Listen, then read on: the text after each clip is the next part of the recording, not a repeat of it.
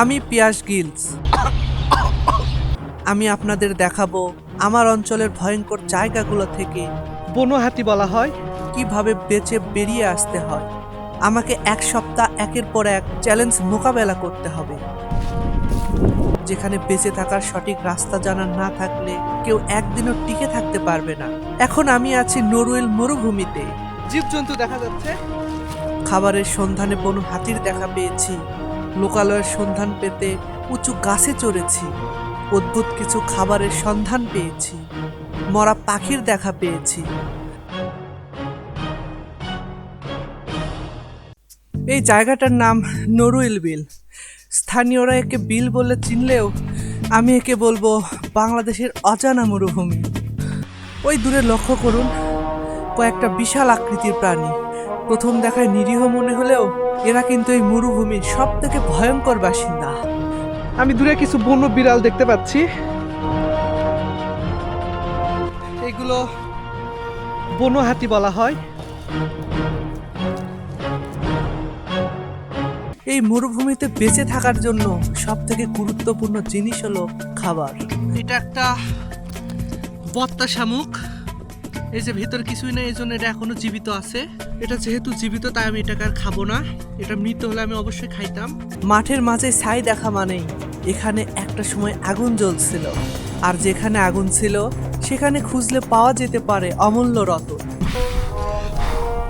Wow, আমি একটা খাবার পেয়ে গেছি। আমি জানি না এটার নাম কি। এটা খেতে একদম অমলেটের মতো। এটা খেতে অনেকটা জঘন্য, কিন্তু এরকম মরুভূমির একটা জায়গায় টিকে থাকতে হলে আমাকে এটা খেতে হবে, কারণ এর ভিতরে আছে অনেক প্রোটিন। এই মরুভূমিতে আমি একা নই, এখানে রয়েছে আরো কিছু ভয়ঙ্কর প্রাণী। এইগুলো বন্য হাতি, তবে আকারে কিছুটা ছোট। দীর্ঘ সময় হাঁটার পর আমি একটি পরিত্যক্ত যান খুঁজে পাই। এই অটো ভ্যানই আজ রাতের আশ্রয়। এখন অনেক রাত, চারপাশটা অনেক অন্ধকার। মাঝরাতে এমন আগুন, এরকম আলো আমাদেরকে বেঁচে থাকার অনেক সাহস যোগায়।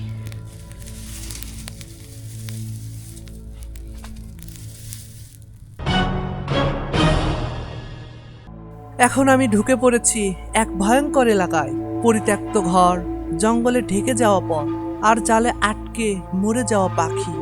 এগুলো দেখে একটা জিনিস পরিষ্কার, এখানে কেউ বাঁচে না, যদি না সে পিয়াস গিলস হয়।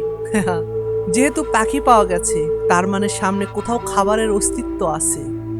এই যে একটা গাছে সম্ভবত নতুন জাতের কলা, তবে গবেষণা বলছে এটি অন্তত 100 বছরেরও পুরনো হবে। এখন আমি শ্বাসটাকে পারার চেষ্টা করব।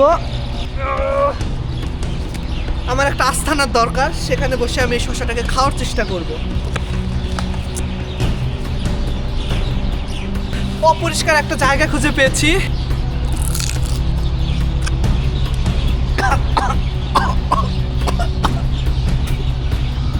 এটা প্রায় 100 বছরের পুরাতন। এটা খেতে অনেকটা ব্যাঙের গোস্তর মতো।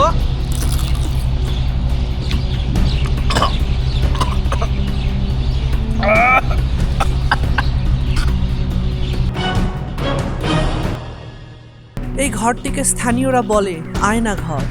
যুদ্ধের সময় এই ঘরগুলোতেই শুধু আয়না পাওয়া যেত। এখন আমায় খুঁজে বের করতে হবে সভ্যতার চিহ্ন। আমি প্রায় 700 ফিটের মতো উপরে উঠেছি। এটা একটা বন মানুষ আমার পিছু পিছু আসছিল। এটা আমি রাস্তা দেখতে পাচ্ছি, মানে আমি প্রায় বেঁচে গেছি। এখন আর থামার সময় নেই। কখনো হাঁটা, কখনো দৌড়, কখনো দেয়াল টপকানো। এই যে একটি বাইক, এই জঙ্গল থেকে আমি এই বাইকটা পেয়েছি। এটা দিয়ে এখন আমি লোকালয়ে যাওয়ার চেষ্টা করব। আজ আমি বেঁচে ফিরেছি, কিন্তু এই মরুভূমি আমাকে শিখিয়েছে পৃথিবীতে সব কিছুই সম্ভব, যদি আগে থেকে এমন শশা লুকিয়ে রাখা থাকে।